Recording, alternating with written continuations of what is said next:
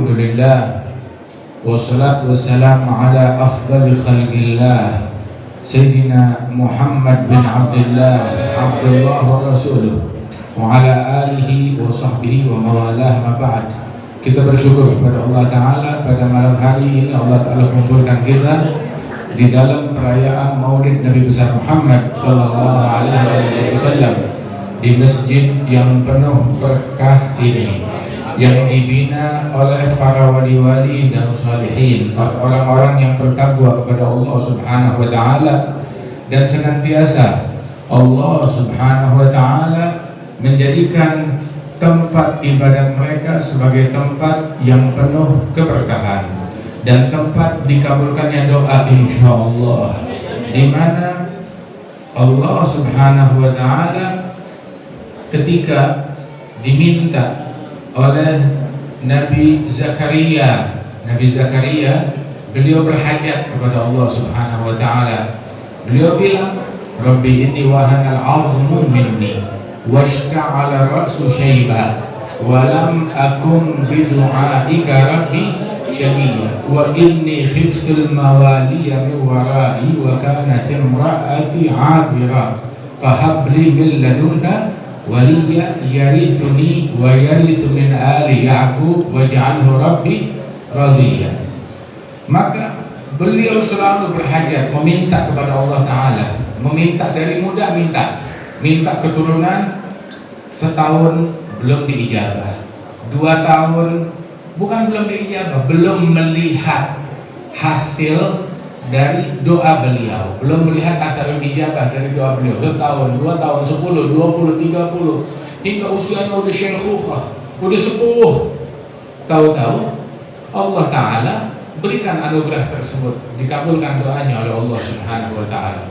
Dan sungguh tiap orang yang berdoa kepada Allah Subhanahu wa Ta'ala, semua doa, tiap orang yang berdoa maka dia akan mendapatkan kebaikan dari Allah Subhanahu wa Ta'ala. Pengkabulan doa belum tentu seseorang diberi hajatnya dia, itu berarti kabul. Tetapi kadang makna kabul tersebut dengan dibiarkan orang itu terus memanggil namanya Allah Subhanahu wa Ta'ala, walaupun dia tidak mendapatkan apa yang dia minta, tetapi diberikan oleh Allah Ta'ala sesuatu yang lebih besar. Hingga beberapa ulama mengatakan maksud dan tujuan doa bukan mendapatkan apa yang kita minta, akan tetapi maksud dan tujuan doa adalah punya kesempatan untuk mengemis, memanggil, menghadap, mendekat kepada Allah, dikasih ataupun tidak dikasih. Yang penting dia bisa ngomong sama Allah, dia bisa berdialog dengan Allah, dia bisa mengemis kepada Allah, dan bisa menangis untuk Allah Subhanahu wa Ta'ala. Itu sudah anugerah yang paling besar. Sehingga Sayyidina Zakaria bilang, walam akum bidu'aika rabbi syaqiyya. Sungguh dengan berdoa kepadamu wahai Tuhanku, aku enggak menjadi sial, aku enggak rugi berdoa kepada Allah 10, 20, 50, 70 tahun berdoa, memanggil kepada Allah Ta'ala, meminta hajatnya belum diberikan oleh Allah. Apa beliau sial? Tidak sial. Apa beliau rugi? Tidak rugi, sebab beliau mendapatkan keuntungan yang terbesar, memanggil, menyebut nama Allah, berdialog dengan Allah, diterima untuk menghadap dan berdoa kepada Allah Subhanahu wa Ta'ala. Walam akum bidu'aika rabbi syaqiyya. Asyqi, orang yang sial adalah yang tidak memanggil Allah, orang yang sial yang tidak berdoa kepada Allah Ta'ala. Itu orang yang sial. Dan bukan berarti tiap orang yang diberikan hajatnya oleh Allah dia beruntung, dan orang yang hajatnya tidak diberikan oleh Allah dia sial. Enggak begitu. Itu ulama mengatakan, terkadang seseorang yang jauh dari Allah, ketika dia berdoa kepada Allah langsung kontan doanya dikabulkan. Dibilang kenapa? Ada orang soleh doa kepada Allah berpuluh-puluh tahun, doanya belum dikabulkan, permintaannya tidak diberikan.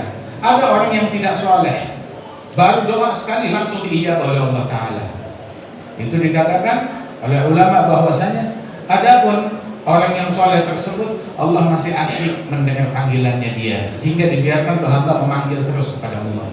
Adapun yang satu lagi, Allah Ta'ala murka kepada hamba tersebut, udah jangan panggil-panggil saya, mau hajat ambil tuh hajat, yang penting jangan panggil namaku.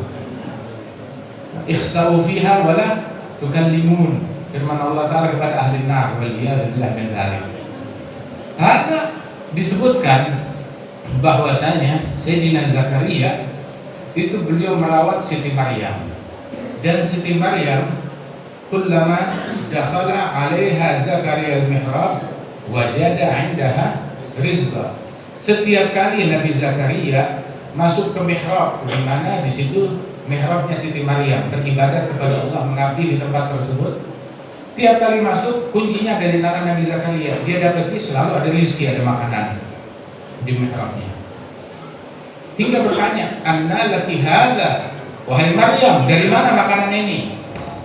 Dan beginilah mukmin, dia harus selektif apa yang masuk ke dalam rumahnya, apa yang masuk ke dalam rumah anak-anaknya.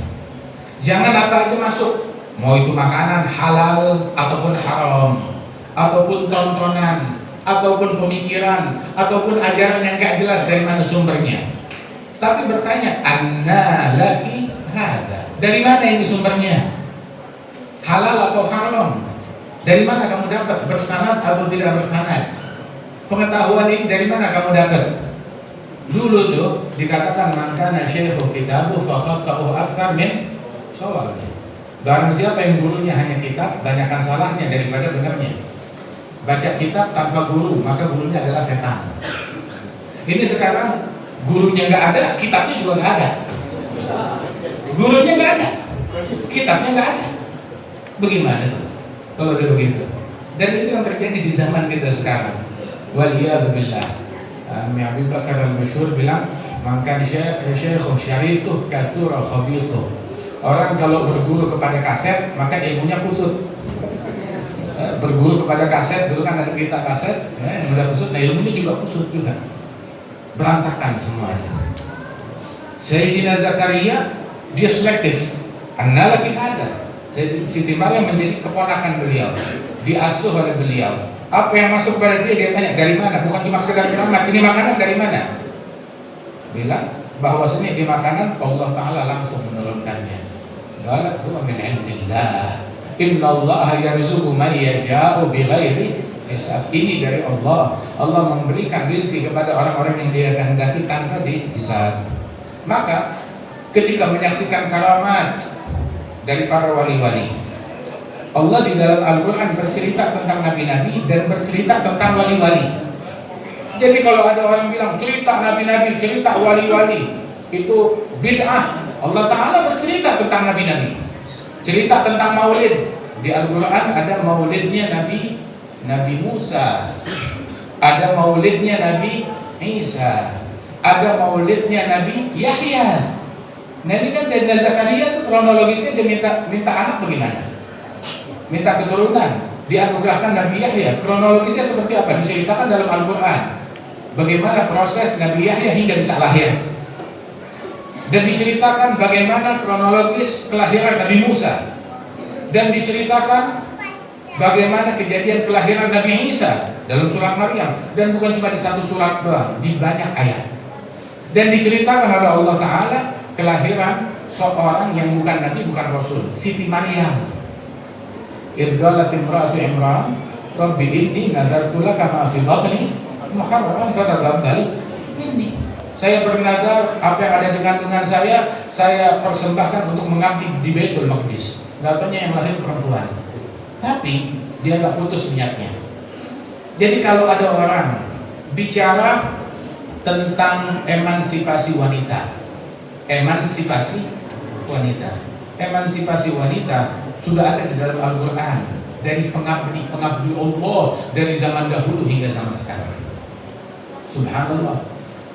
Emansipasi wanita, Siti Hajar yang merawat putranya Nabi Ismail. Emansipasi wanita, Siti Maryam yang mendidik, merawat putranya Nabi Isa. Emansipasi wanita adalah Siti Khadijah yang mendidik putra-putrinya hingga lahir sosok Siti Fatimah radhiyallahu anha warḍaha. Emansipasi wanita adalah Siti Aisyah yang menjadi rujukan umat sampai akhir zaman di dalam masalah agama adalah Siti Aisyah. Khudhu syatra dinikum min Humairah. Ambil setengah dari agama kalian, setengah dari ilmu agama ambil dari Siti Aisyah radhiyallahu anha wa radhaha. Itu emansipasi wanita, bukan emansipasi wanita berebut uang, berebut harta, berebut materi. Nah terus apa bedanya dengan binatang? Orang cuma tahunya persaingan rakus harta, rakus tahta. Oh kita mau sama menjadi seperti orang laki, ayo jadi kuli. Oh nggak mau, maunya yang enak doang. Begitu. Kita mau bersaing dengan orang laki-laki, ya sudah kamu gantian yang menafkahi anak, menafkahi suami. Oh nggak mau. Kamu yang menjadi kuli bangunan. Oh nggak mau. Dia menolak itu semuanya. Maunya enaknya doang. Ya. Emansipasi wanita adalah di dalam meraih kedudukan tinggi di sisi Allah Subhanahu wa taala, bukan cuma terpaku untuk mengejar-ngejar harta. Dan emansipasi wanita, ya, harkat derajat kaum wanita yang dijadikan slogan ini oleh orang-orang barat untuk ngebuka auratnya kaum muslimin. Oh, mau haknya kaum wanita, biarkan mereka buka-bukaan aurat. Biarkan mereka membentangkan rambutnya. Apa hubungannya hak wanita dengan buka-bukaan aurat? Apa hubungannya hak wanita dengan rok pendek? Apa hubungannya hak wanita dengan salaman dengan yang bukan mahram? Sama sekali tidak ada hubungannya. Cuma dasar orang cabul dia jadikan slogan-slogan itu untuk melampiaskan pikiran dia yang sesat, yang kotor, yang buruk. Siti Khadijah radhiyallahu anha wa ardhaha, istri Nabi Muhammad, bukankah dia seorang pengusaha besar, punya perusahaan perniagaan, dan dia menjadi istrinya Nabi Muhammad, ahli di dalam berdagang. Siti Khadijah radhiyallahu anha wa ardhaha, dan ahli di dalam berinfak dan bersedekah. Dia habiskan hartanya mensupport dakwahnya Nabi Muhammad sallallahu alaihi wasallam. Tapi kapan dia buka-bukaan aurat? Kapan dia mengumbar auratnya atau mengumbar rambutnya? Beliau adalah seorang wanita salihah yang menjaga batasan radhiyallahu anha wa ardhaha. Begitu juga Sayyidatina Fatimah Az-Zahra dan banyak wanita-wanita salihah lainnya. Ketahuilah bahwasanya Siti Maryam tersebut waliyah salihah, waliyah salihah. Hingga ketika Nabi Zakaria melihat keramatnya Siti Maryam, lihat orang kalau hatinya suci, melihat keramat dari orang lain, bukan berpikir yang Nabi saya, kenapa dia yang punya keramat. Tidak hasud, tidak iri, tapi mengambil berkah walaupun dari kaum wanita, walaupun dari orang yang jauh lebih muda, usianya beda terpaut 50-60 tahun, tapi dia ngambil berkah dari wanita salihah tersebut. Hingga hunalika, di masjid itu, di tempat ibadat itu, di mihrab itu, hunalika da'a Zakaria rabbahu. Di tempat itu Nabi Zakaria berdoa, memanggil kepada Allah Subhanahu wa taala, tawassul, doa, ya, dengan berkat tempat, dengan berkat momen. Dia melihat karamat Allah taala berikan di tempat tersebut. Ini tempat ijabah, ini tempat yang berkah. Maka di situ Nabi Zakaria berdoa, Rabbi habli min ladunka dzurriyyatan thayyibatan. Ya Allah, anugerahkan kepadaku darimu keturunan yang baik. Orang banyak minta keturunan, tapi lupa bilang minta keturunan yang baik. Minta kepada Allah Ta'ala yang lengkap. Jangan cuma sekedar minta keturunan, tapi mintalah keturunan yang baik. Begitu juga orang minta harta. Jangan cuma bilang pengen kaya, tapi jadilah pengen berinfak, pengen bersedekah. Punya hajat jangan tanggung-tanggung kepada Allah Subhanahu wa taala. Minta sekalian niatkan buat kebaikan. Sebab kalau cuma sekedar minta keturunan, maka keturunan bapaknya Fir'aun dapat keturunan, punya anak namanya Fir'aun. Sial. Bapaknya Namrud punya keturunan, punya anak namanya Namrud, bawa sial. Bapaknya Gorun punya keturunan, dapat anak namanya Gorun, sial. Waliyadzubillah min dzalik. Akan tetapi lihat bagaimana dua manusia Imran dan istrinya. Dia minta keturunan, doa kepada Allah Subhanahu wa taala. Dia nazarkan kalau punya keturunan, dijadikan keturunannya itu untuk mengabdi di Baitul Maqdis. Dapat perempuan Siti Maryam, maka mereka berkata, Rabbi inni wajadtuha untha wa laysa dzakaru kan untha. Ya Allah, yang lahir anaknya perempuan. Ya saya terima, tapi kan saya udah nazar. Yang saya jadi berat bukan masalah perempuan atau laki, yang saya berat itu nazarnya saya. Saya pengen mengabdikan ini anak untuk Baitul Maqdis. Kalau dia perempuan berbatas. Lihat, hatta dari zaman dulu mereka udah tahu batasan. Tahu batasan dengan yang bukan muhrim. Jadi batasan dengan yang bukan muhrim bukan cuma di dalam agama Islam aja. Bahkan juga dari zaman dahulu. Siti Maryam begitu melihat sosok laki-laki begitu yang diutus oleh Allah Subhanahu wa taala, malaikat Jibril dalam bentuk sosok laki-laki. Terus dia bilang, aku diutus oleh Allah taala mengabarkan kepada engkau bahwasanya engkau akan punya anak. Maka dia bilang, bagaimana saya punya anak? Walam yamsasni bashar. Saya enggak pernah disentuh oleh laki-laki lain, oleh manusia lain. Tahu ada batasan, enggak pernah sentuhan dengan yang bukan muhrim. Siti Maryam. Nabi Musa waktu di Madian, setelah dia menolong dua wanita putri-putri Nabi Syuaib, kemudian mereka pulang, terus diutuslah salah satu dari mereka kepada Nabi Musa, ayahku memanggil engkau untuk memberikan imbalan atas kebaikanmu kepada kami. Kemudian disebutkan oleh Allah Ta'ala, wanita tersebut putri Syuaib ketika datang ala istihya, dia datang berjalan kepada Nabi Musa, disebutkan ala istihya, dengan malu, punya malu. Pakaiannya pun juga pakaian yang mencerminkan rasa malu. Gerak-geriknya, jalannya jalan yang mencerminkan rasa malu. Tutur katanya tutur kata yang mencerminkan rasa malu. Apa dia enggak berbisnis? Bisnis, punya peternakan. Wanita ini punya peternakan. Dia mengelola peternakan ayahnya, Nabi Syuaib. Emansipasi. Akan tetapi emansipasi bukan menanggalkan rasa malu. Tetap tamshi ala istihya'in. Dia berjalan dengan rasa malu.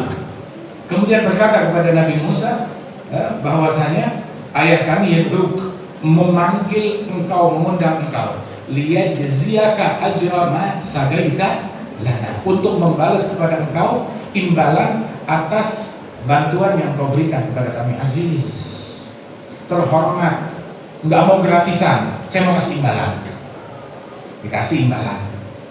Begitu oleh Sayyidina Syuaib. Terus Sayyidina Syuaib menerima rujukan, menerima keluhan, menolong orang, apa keperluanmu, apa yang menimpa engkau, apa musibah yang menimpa engkau, dibantu oleh Sayyidina Syuaib. Terus beliau ketika melihat Nabi Musa bukan orang sembarangan, maka beliau melamar orang soleh untuk putrinya. Sampai dibilang tuh kaum solehin nggak tunggu suami yang baik datang kepada dia. Dia lihat ada calon suami yang baik untuk putrinya, dia yang melamar orang tersebut untuk putrinya. Bukan hal yang memalukan. Dan ini adalah sebuah sunnah, sebuah ajaran dalam Al-Quran. Nabi Syuaib melamar Nabi Musa. Beliau mengatakan, ini uridu an unkihaka ihdab nadaiya hatain ala an ta'jurani thamaniya hijaj fa in atmamta 'ashran famin 'indik. Begitu. Sesungguhnya aku ingin menikahkan engkau dengan salah satu dari putriku ini. Saya punya putri dua, saya mau menikahkan engkau. Dia nggak bilang, nggak memaksakan, saya nikahkan kamu dengan yang kakak. Nggak ada keharusan, kakak harus lebih dulu menikah daripada adik. Nggak ada keharusan. Ataupun juga selama kakaknya belum ada jodoh, adiknya nggak boleh menikah. Nggak ada keharusan seperti itu. Al-Quran, Sayyidina Syuaib nggak bilang saya mau menikahkan engkau dengan yang tua dulu. Dia menawarkan yang mana yang kamu inginkan. Saya punya anak gadis 2 perempuan. Inni uridu an unkihaka ihda ibnatayya, salah satu dari 2 putri saya. Diberikan pilihan. Maka Sayyidina Musa, ulama mengatakan ahli tafsir, Nabi Musa menikah dengan yang muda, dengan adiknya. Imbalannya bekerja selama 8 tahun, berniaga, berbisnis dengan Sayyidina Syuaib selama 8 tahun, mengelola peternakan. Kalau mau disempurnakan 10, maka itu bukan kewajiban, bukan keharusan. Maka Nabi Musa menyempurnakan 10, menikah dengan yang adik dan memberikan maharnya bukan 8, 10 tahun bekerja kepada mereka. Bekerja, berbisnis, bukan pengangguran. Mau bekerja, mau berupaya, mau berusaha. Masya Allah. Wah, kata itu ulama mengatakan, kata Syekh Al-Habib Hasan Syadzili, itu beliau bilang, at-tijarah fihal barakah. Berbisnis, berniaga, berdagang itu berkah, walaupun tidak untung, walaupun rugi, tapi tetap berkah. Dagang tapi nggak untung. Makanya kalau dagang niatnya niat sunnah, niat keberkahan. Masalah untung ya, kalau untung alhamdulillah, kalau nggak untung berkahnya tetap dapat. Subhanallah. Rasul Shallallahu Alaihi Wasallam juga beliau berniaga, beliau berdagang. Sayyidina Musa beliau berternak. Nabi Isa beliau seorang pengrajin kayu. Nabi Isa ala Nabi Alaihi Wasallam wa azkat taslim. Di Al-Quran itu diceritakan kisah para nabi-nabi, hikmah dari mereka. Dan Allah ketika mengisahkan kisah kelahiran Nabi Fulan, bahkan kisah kelahiran Siti Maryam, Allah Ta'ala mengatakan Laqad kana fi qisasihim ibratun liulil albab, dalam kisah mereka pelajaran bagi orang yang punya akal. Kalau ada yang bilang, ada apa cerita maulidnya Nabi Muhammad? Enggak ada gunanya. Ya kalau nggak punya akal nggak ada gunanya. Tapi bermanfaat pelajaran buat orang yang punya akal. Yang bilang nggak manfaat, ya mungkin dia nggak punya akal. Tapi kalau dia punya akal, dia akan mendapatkan manfaat. Apa di dalam kisahnya kelahiran Siti Maryam pelajaran, terus dalam kisah kelahiran Nabi Muhammad nggak ada pelajaran yang bisa dipetik. Dalam kelahiran Nabi Musa, dalam kisah kelahiran Nabi Isa ada pelajaran, dalam kisah kelahiran Nabi Muhammad nggak ada pelajaran yang bisa dipetik. Justru pelajaran terdapat di situ semuanya. Sehingga sahabat menukil kisah kelahiran Rasulullah kepada kita, menyampaikan kepada kita. Rasulullah lahir di kota Makkah dan beliau lahir pada hari Senin. Dalam pendapat yang masyhur di antara para ulama, pada hari Senin 12 Rabiul Awal fil Amul Fil, di tahun gajah, tahun serbuannya Abraha dengan membawa pasukan gajah ketika menyerbu Mekah dan dibinasakan oleh Allah Subhanahu wa taala. Kemudian beliau menikah pada usia 25 tahun. Ini sahabat yang bilang kepada kita. Dan menerima wahyu pada usia 40 tahun. Berdakwah di Mekah 13 tahun. Usia 53 hijrah ke Madinah. Tinggal di Madinah 10 tahun. Usia 63 wafat dan meninggal dunia. Dimakamkan di Madinah Al-Munawwarah sallallahu alaihi wasallam. Sehingga Maulid Hibah yang kita baca, Maulid Ad-Daibai itu disusun oleh seorang ulama besar, seorang ulama ahli fikih dan ahli hadis, seorang muhaddis, alimul Yaman, ulama Yaman yang dimakamkan di Zabid, Syekh Abdurrahman Ad-Daibai, salah satu maulid yang tua. Dan maulid ini diambil tuh syawahidnya dari ucapan para sahabat Rasulullah, dari ucapannya para tabi'in. Beliau menukil, sahabatnya Rasul bilang, gila ka'anna wajhahu qamar. Sahabat berkata, wajahnya Nabi Muhammad bagaikan bulan purnama. Disauti oleh sahabat yang lain, bal adwa'u minal qamar idza lam yahulunahul ghamam qad ghasyiyahul jalal wa intaha ilaihi kamal. Wajahnya Nabi Muhammad lebih terang daripada bulan purnama. Bulan purnama, ketika bulan purnama dan tidak ada awan sedikit pun juga, nggak terhalang awan sedikit pun juga. Semua kesempurnaan bermuara kepada Nabi Muhammad Sallallahu Alaihi Wasallam. Ada lagi sahabat yang bilang, ka'anna syamsa tajri fi wajhihi, seolah-olah matahari beredar di wajahnya Rasulullah Sallallahu Alaihi Wasallam. Ini sahabat yang mengutarakan. Kemudian salah seorang sahabat Rasul Sallallahu Alaihi Wasallam, beliau bercerita, saya waktu malam bulan Purnama duduk sama Nabi di tengah malam. Nabi lagi duduk majelis malam hari. Pas bulan Purnama, saya lihat bulan indah banget. Saya lihat wajah Nabi Muhammad, indah wajahnya. Saya lihat lagi bulan, saya lihat wajah Nabi Muhammad.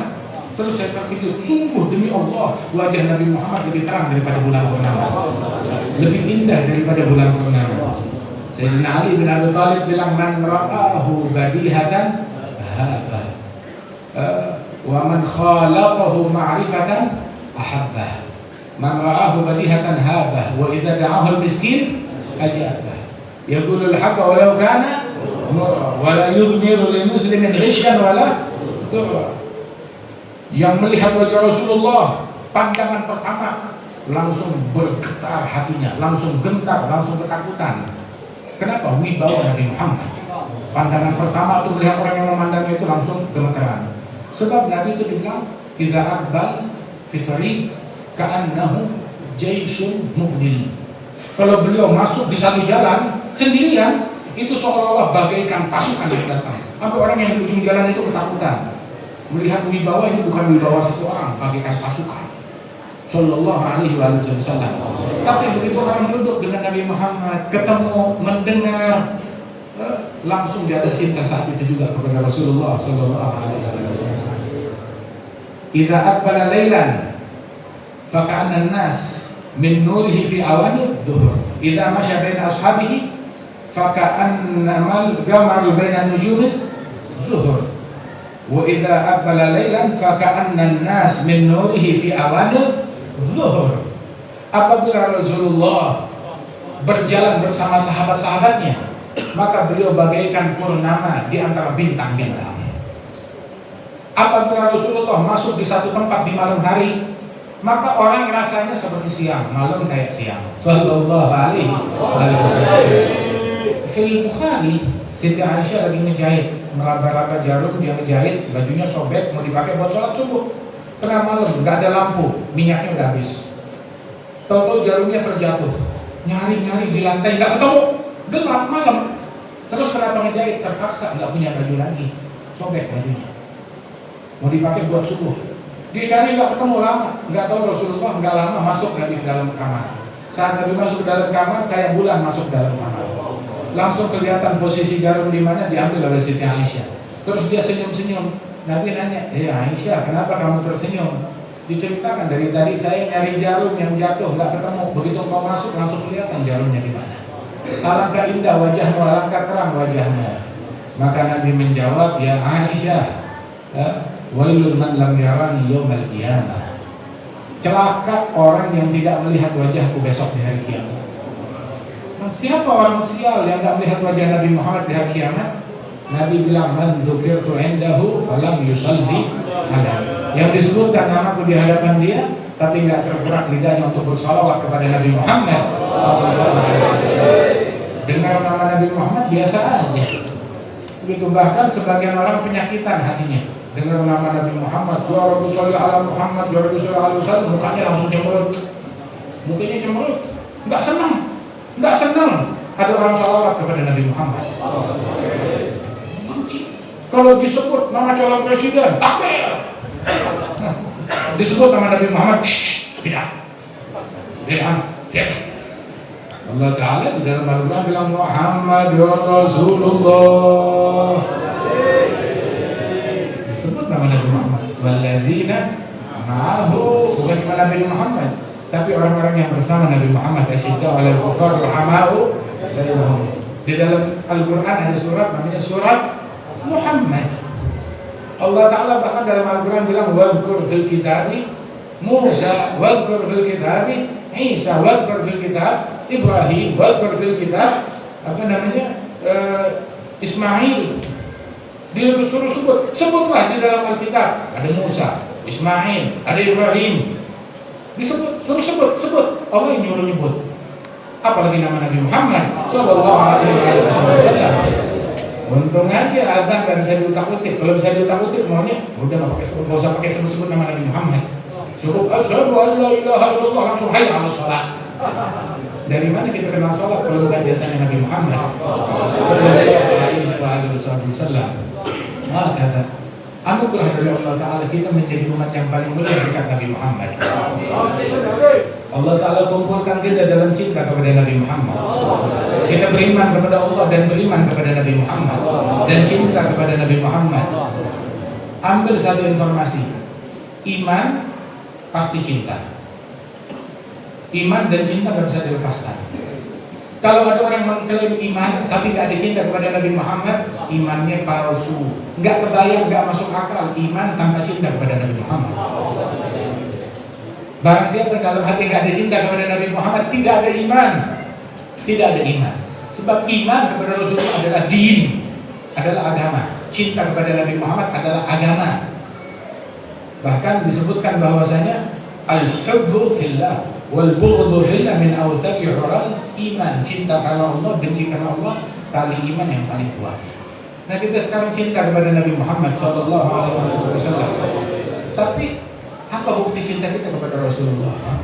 Allah Ta'ala bilang kadzaba man idda'a mahabbati idza janahu al-lail ma'anni. Dusta orang yang ngaku cinta kepada aku tapi kalau malam datang dia tidur. Itu bohong. Jangan ngaku cinta kepada Allah tapi malam hari dia tidur. Alaysa kullu muhibb yuhibbu an yakhluwa bi habibih? Bukankah setiap pecinta suka berdua dengan yang dia cintai? Nah, kita ngaku cinta kepada Rasulullah, maka cinta sudah membuat kita ngapain? Sayyidina Abu Bakar As-Siddiq malam hari nggak bisa tidur. Ditemukan oleh istrinya, diranjang nggak ada. Dicari lagi mojok di pojokan kamar, menangis, menelungkupkan wajahnya di antara kedua lutut, menangis. Ditanya kenapa? Nggak bisa tidur. Dia bilang saya rindu kepada Rasulullah. Nangis karena rindu kepada Nabi Muhammad. Kapan kita malam nangis nggak bisa tidur karena rindu kepada Nabi Muhammad Sallallahu Alaihi Wasallam? Ada Sayyidina Abu Bakar di Maulid Daifah kan kita baca hadis surah Bismil hadza sukru a'tafa rakaib alam taraha wa qad maddat qutaha wa salat min madamiha sahal. Ketika hadi, apa itu hadi? Hadi itu orang yang suaranya indah, yang mana dia bertugas itu dengan suara yang indah memandu unta. Unta satu-satunya binatang yang punya emosi. Unta kalau kita mau mempercepat langkahnya bukan dengan dipecut, tetapi kumandangkan suara yang indah, itu unta jalannya bisa laju. Makin indah makin laju. Sehingga ada disebutnya tuh pemandu unta itu disebutnya hadi. Hadirakatin, orang yang memandu unta, pawangnya unta, dengan suaranya yang indah mengucapkan syair, itu unta jalannya jadi cepat. Di antara pemuda yang suaranya indah di zaman Nabi Muhammad yang tugasnya memandu unta, namanya Anjasyah. Anjasyah itu kalau dia sudah mengeluarkan suara memandu unta dengan syair suara yang indah, itu unta jalannya ngebut. Sehingga sekali yang naik unta istrinya Nabi Muhammad, orang perempuan.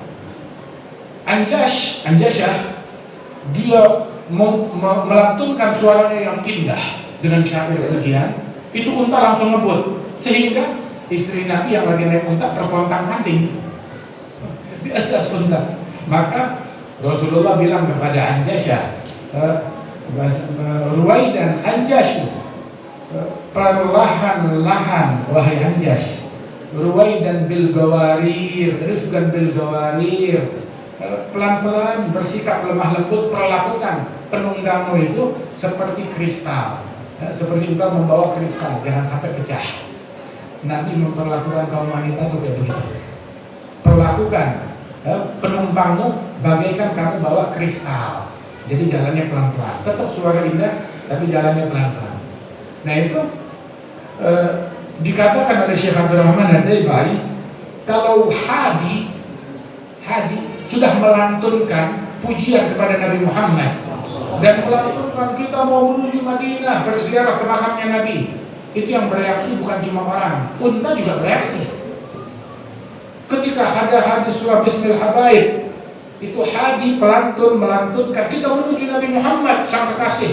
Itu unta jalannya itu langkah kakinya dipanjangkan, lebih panjang dari biasanya. Madad khutoha, dan bukan cuma itu saja, wasalat min madamiha sahaya, itu mengalir air mata di matanya. Alam tara hawad madad khutoha wasalat min madamiha sahaya.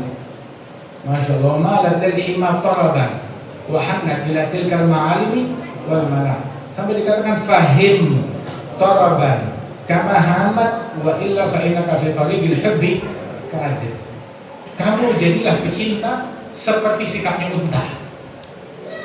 Unta dengar nama Nabi Muhammad bereaksi, dengar sifat Nabi Muhammad bereaksi. Padahal unta tidak baca maulid, unta tidak baca maulid, tapi bereaksi mendengar nama Nabi Muhammad. Air mata mengalir, jalan jadi semangat. Nah, kita baca maulid, dengar nama Nabi Muhammad, sholawat kepada Nabi Muhammad, diterjemahkan maulid buat kita, maka kita juga harus lebih giat lagi. Giatnya bagaimana? Sholat jamaah jangan telat, subuh berjamaah penuhi di masjid. Ini masjid yang sangat berkah. Kalau saya tinggal di Tegal aja, mau tiap waktu 5 waktu kita mau sholat di tempat ini, kelihatan. Masya Allah, ada masjid usisa ala taqwa min awal yawmin ahabbu an taquma fihi rijalun yuhibbuna an yatatahharu. Masjid yang dimakmurkan oleh orang-orang besar. Apa ciri orang-orang besar? Apa ciri manusia-manusia suci? Gemar masjid. Idza ra'aitum rajulan ya'tadul masjid fashhadu lahu bil iman. Kalau kamu lihat orang gemar sama masjid, maka persaksikan dia mukmin sejati. Mukmin sejati. Banyak orang-orang dulu tuh matinya lagi sujud. Banyak tak? Banyak orang. Kalau kita selidiki apa yang dia lakukan hingga dia matinya dalam keadaan sujud, hobinya di masjid, kerjaannya sholat 5 waktu di masjid, bangun malam di masjid, duha di masjid, kerjaannya sujud. Nah, orang sekarang matinya bukan lagi sujud. Orang dulu sering sujud, matinya lagi sujud. Orang sekarang sering nonton TV, terus pengen matinya lagi sujud. Sering lihat medsos, sering update status, terus berharap matinya lagi sujud. Bagaimana mau mati lagi sujud kalau dia jarang sujud? Bagaimana mau mati lagi baca Quran kalau dia jarang baca Al-Quran? Bagaimana mau mati lagi pengajian, lagi maulid, lagi baca maulid kalau dia nggak ada maulid? Cinta harus memacu kita ayo sholat jamaah, sholat subuh, bangun malam, sholat duha, witir. Perintahkan kaum wanita kita tutup aurat dengan benar, jaga batasan dengan yang bukan muhrim. Nah, itu hasil daripada maulid ini. Dan juga kerinduan yang kuat kepada Rasulullah SAW. Baca salawat kepada Nabi Muhammad, berbanyak salawat. Baca salawatnya pakai rindu, pakai cinta, pakai kangen kepada Rasulullah SAW. Ya Allah, mudah-mudahan Allah Subhanahu Wa Taala mendekatkan, mempererat hubungan kita dengan Rasulullah. Ya Allah, sebagaimana Engkau anugerahkan kami malam hari ini berkumpul dalam cinta kepada Nabi Muhammad, maka kumpulkan kami di hari kiamat di bawah bendera Nabi Muhammad, di barisan Nabi Muhammad, menatap wajah Nabi Muhammad, menyalami tangan Nabi Muhammad. Ya Rabb, ma'hum wa fihim daiman fid daril wal akhirat, nadkhul ma'a Taha wa ali fi sufufil awwalat birahmatika ya arhamar rahimin. Dan berikan keberkahan di dalam masjid yang penuh keberkahan ini, dan juga para pendahulu-pendahulu kita yang membangun masjid ini, yang salat di masjid ini, yang memakmurkan masjid ini, dan segenap para aulia, para salihin yang mentaksis masjid ini. Angkat derajat mereka ya Allah, angkat derajat mereka ya Allah. Jadikan ini malam anugerah untuk kami dan mereka di dalam kuburan mereka. Jadikan malam ini malam anugerah yang Kau limpahkan anugerahnya saat ruh kami ada di tenggorokan, saat Kau wafatkan kami dalam iman, wafatkan kami dalam cinta, wafatkan kami dalam kerinduan kepada Nabi Muhammad.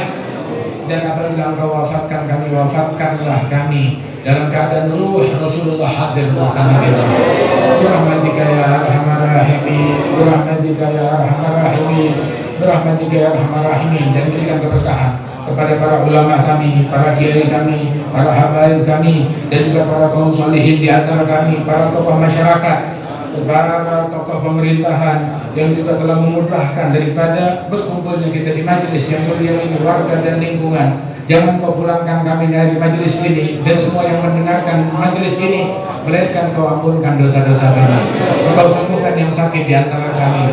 Engkau angkat derajat yang telah wafat dari keluarga kami. Allah menjadi mana hada jam'an marhumah, tafarqana min ba'di tafarqan ma'suma, la tajal fina wala minna wala ma'ana syai'an wala mahruma, adim ghayatan min al-gawin fi jamil adhkar mansyura, ma'alim al-islam wal iman bi ahliha ma'murah ma'nan وصورة اكشف اللهم كربة المكروبين ابق إلينا المدينين واغفر للمذنبين تقبل توبة التائبين وانشر رحمتك على عبادك المؤمنين أجمعين واغفر شر المعتدين والظالمين إذا توفيتنا توفنا مسلمين مؤمنين واختم لنا منك بالخير أجمعين اللهم ادخلنا معه الجنة فإنه أول من يدخلها أنزلنا معه في قصورها فإنه أول من ينزلها وارحمنا يوم يشعل الخلائق فترحمها اللهم ارزقنا زيارته في كل سنة اللهم ارزقنا زيارته في كل سنة اللهم ارزقنا زيارته في كل سنة ولا تجعلنا من الغافلين عنك ولا عنه كدرسنا اللهم اغفر للمسلمين والمسلمات والمؤمنين والمؤمنات الأحياء منهم والأموات إنك سميع قريب مجيب دعوات وقاضي الحاجات غافر الذنوب والخطيئات يا أرحم الراحمين صلى الله على سيدنا محمد النبي وعلى آله وسلم وآخر دعوانا أن الحمد لله رب العالمين بسر الفاتحة.